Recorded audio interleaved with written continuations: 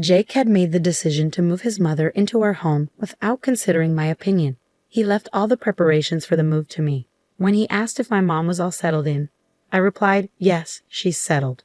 I've just sent all my stuff back to my parents' place." Jake's reaction showed his surprise. He clearly hadn't expected me to move back to my parents' home. After the initial shock, a cynical laugh escaped him, and he looked at me disdainfully. "What are you talking about, Ashley? You can't possibly live on your own." Little did Jake know about my determination and how much I've been earning lately. He assumed that spending all day in front of a screen meant I couldn't manage on my own. But he was wrong. I was resolved to prove him otherwise and demonstrate my independence. I wasn't about to ask for his help. My name is Ashley, and I'm 46 years old. Jake and I have been married for about 20 years with no children between us. My husband, an elite banker, has a penchant for fussing over details.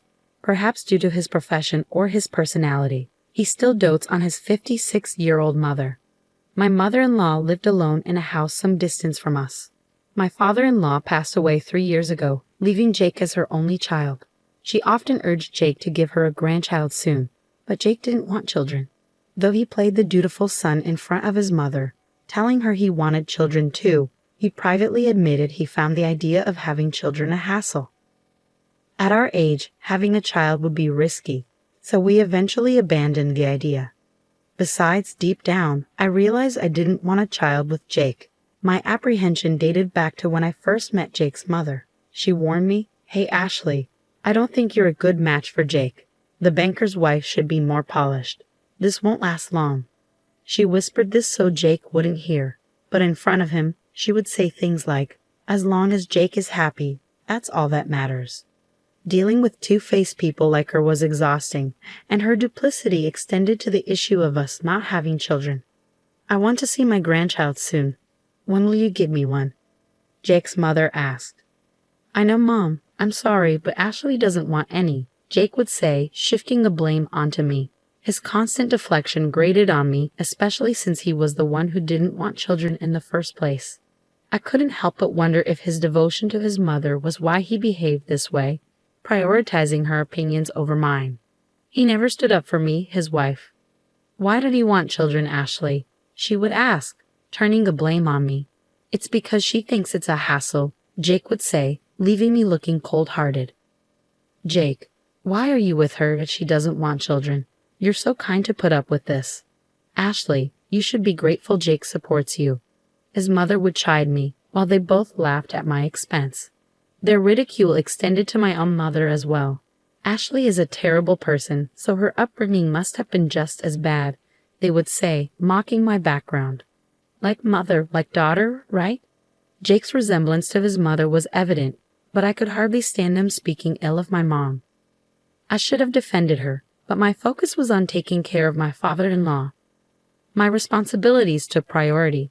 He suffered from a rare disease that caused his muscles to stiffen gradually. He needed assistance with eating and using the bathroom, so I managed his care as best as I could. While I was there, I wasn't sure if my mother-in-law tended to him or if they relied on a caretaker. Given her nature, I suspected they had a caretaker coming by instead. I couldn't imagine my mother-in-law caring for my father-in-law on her own. If she had any compassion, she wouldn't have left me to handle all the care by myself, especially when she knew I couldn't protest. Meanwhile, Jake was feeding her all sorts of lies about me. "I've reached my breaking point. I can't continue this marriage any longer. I can't believe I've put up with this for so long." Beyond the mistreatment I've shared so far, there were countless other unpleasant experiences they subjected me to. Even when my father-in-law passed away, my mother-in-law's reaction was disturbing. "Ah, it's finally over. We won't have to waste our money anymore, and I can finally relax," she said, showing no remorse. Those are not the words you'd expect from someone who'd spent years with her husband, especially since I was the one providing care for him. Her comments about money being wasted hinted that she may have hired a caretaker after all. This lack of empathy only reinforced my decision to distance myself from her and Jake. Recently, Jake spoke to me about his mother, mentioning that she's showing signs of dementia. When I asked him how serious it was, he said she was starting to forget things more frequently. It seemed she might be in the early stages of dementia. I suggested that it might be better for my mother-in-law to move into a nursing home where she could receive professional care, but Jake dismissed my idea with annoyance. "Don't you have any empathy? You live here, so you can take care of her," he declared. I couldn't believe he was being so dismissive. I had my own responsibilities, and taking care of his mother wasn't something I wanted to do, especially after all she put me through. He labeled me as unpleasant and reiterated that his mother would live with us, leaving no room for objections. It was clear he had no intention of listening to my perspective, so I had to adapt to the situation. I simply said, "Understood," and started preparing for my mother-in-law's move. I made several trips between her house and ours in my small car, each journey taking an hour one way. It was exhausting and expensive, as I was covering the cost of gas myself. Though I could have asked a friend for help, I worried Jake's pride would lead him to anger if he found out. I figured he'd be embarrassed if others knew he was making me handle all the preparations for his mother's move. So I decided against asking for assistance. After several days of moving my mother-in-law's belongings, I began moving my own things to my parents' house. When my parents asked what happened, I gave them a brief explanation. They comforted me, saying I had been through a lot and had done well. Their encouragement gave me the strength to move forward. Summoning up the courage, I returned to our house to tie up loose ends. My parents insisted I didn't have to go back, but I couldn't bear leaving things unfinished. With a smile, I left my parents' house and headed home. However, upon arriving, Jake's fury greeted me. "Where have you been? You didn't even prepare dinner," he barked. Ignoring his outburst, I calmly replied, "I'll do it now. It's none of your business where I go." Jake's anger escalated, resorting to his usual tactic of yelling, "Who do you think is providing for you?" Initially, I couldn't argue against his point, as I relied on him financially, but things had changed. Jake didn't realize I'd been working too. To him, it probably seemed like I spent all day on my phone or computer. Disregarding his shouting, I asked, "So, what do you want to eat?" This only fueled his anger further. However, I was no longer willing to bend to his every demand. In the past, I would have done anything to pacify him, but I'd reached my limit. Enough, I thought to myself. Jake, sensing my newfound resolve, declared, "I can't eat with you. It'll taste terrible. I'll go eat outside." With that, he stormed out, slamming the door behind him. In the past, I would have panicked, but not anymore. In the past, I would have rushed out in tears to find him, giving him exactly what he wanted. But I wasn't that person anymore. Instead, I thought, if I don't have to prepare dinner, that's a win. I grabbed my car keys to go out and get some food. But when I opened the door, I found Jake standing there. "Why didn't you come after me?" he demanded. I sighed, weary of his behavior. "You were the one who said a meal with me would be unappetizing, so why would I chase after you?" I responded, frowning as I waited for him to understand. He babbled some nonsense about how I usually followed him when he stormed off. We went back inside, but Jake continued sulking like a child, behavior unbefitting a 56-year-old man. It was frankly repugnant. When I remained silent, Jake continued in his foul mood. "Did you finish moving my mom?" Jake had made the decision to move his mother in without consulting me, and he left me to handle all the arrangements. "Yes, I finished," I replied, "and I've also moved my belongings to my parents' house." He seemed taken aback, not expecting me to take such a step. He gave me a condescending smirk. "What are you saying? You can't live on your own. You spend all your time on your phone or computer. You can't manage without me." "Don't be ridiculous," I countered. "I can absolutely live on my own, and I'll prove it to you. You may not realize it, but I can support myself just fine." Jake dismissed my confidence. "That's an obvious lie. Why bother telling it?" I held my ground. "What makes you think it's a lie?" Jake continued his belittling tone. "You've only been able to live because of me. If I'm not around, you wouldn't last a single day because you can't make money." I couldn't understand why Jake doubted my ability to earn money, but I didn't press the point. Instead, I simply said, "Even if I explained it to you, you wouldn't believe me. I'm going back to my parents' house."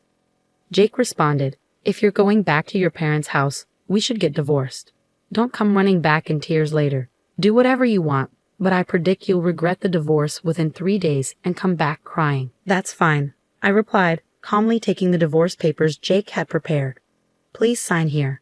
Jake signed the papers with an arrogant smile. but I just glared at him, grabbed the papers, and left for my parents' house. Jake seemed surprised that I followed through, and he called me several times, but I ignored him. However, after 2 days of silence, Jake started calling again. At first, I didn't answer, fearing he might be abusive. But then a voicemail from Jake made me listen. "Ashley, are you upset? I'll forgive you. Just come back," he said. The audacity of his words angered me. He had been the one to propose divorce, and yet he expected me to seek forgiveness from him. I knew I would never forgive him. Determined to confront him, I resolved to answer his next call. However, despite my decision, Jake didn't contact me again for a while. I assumed he had given up, but then 2 weeks after his voicemail, the phone rang. "Hello," I answered. "Ashley," Jake said, sobbing on the other end of the line. I was taken aback, wondering why a grown man was crying. I remained silent, but then I heard a strange scream from behind Jake. At the same time, he shouted, "Stop it, Mom." It was clear to me that his mother's dementia had escalated beyond his control. "Ashley, it's my fault. Please come back," he pleaded.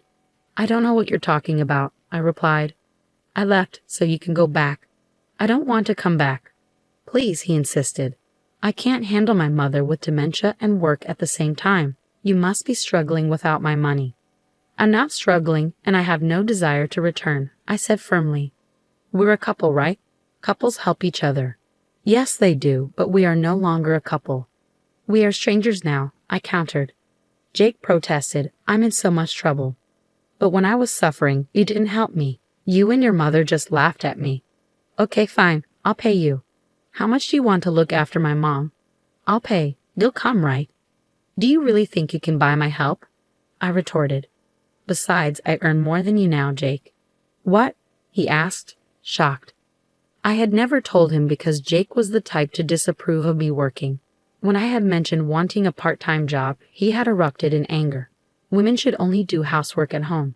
It's shameful to work outside. It makes me look like I don't earn enough. Because of Jake's pride, I had to work in secret. I worked hard to earn money in ways Jake wouldn't discover. "What job were you doing behind my back?" he asked. "Stock trading," I replied. "A friend taught me how to do it, and I've been successful. Now I'm a professional trader, so you don't have to worry. I can support myself." "Please come back," he pleaded. "Why don't you take care of your beloved mother yourself? You're the one who suggested the divorce." "You actually filed the divorce papers," he said, sounding surprised. "Of course I did. I went to file them right away," I said. "If you have anything to say, please do it through a lawyer." At my cold response, Jake kept repeating, "I didn't really mean to divorce you. Please come back," but I ended the conversation saying I was busy and hanging up. I reached out to a friend who introduced me to a lawyer, who agreed to represent me right away. From then on, all communication with Jake was done through the lawyer. The process took some time, but I managed to finalize the divorce. According to my lawyer, Jake's situation worsened. My mother-in-law's wandering habits had intensified, and she often snuck out at night and dined and dashed at convenience stores. She had been banned from numerous places, and at home, she smeared filth on the walls and ate things she shouldn't, causing chaos. Her shrill screams led to frequent complaints from neighbors and regular visits from the police. Despite the severity of the situation, Jake refused to use day services for his mother, citing his pride. "People might think I'm a bad son if I leave my mother with a day service. It's shameful. It's not something a capable man like me should do. Everything would be fine if Ashley just came back." As I heard about Jake's downward spiral, I learned he had become a shadow of his former self. His once robust frame was now thin and hollow-eyed, likely from lack of sleep. His ghost-like appearance had become the subject of neighborhood gossip. Upon hearing this, I thought to myself that it served him right, but I kept my thoughts to myself and thanked the lawyer. As for me, I moved to the top floor of a high-rise apartment with my parents. Jake had always looked down on them, but I was grateful to live in such a beautiful place with them. Now that I was finally free, I enjoyed my days appreciating the stunning views and living a happy life.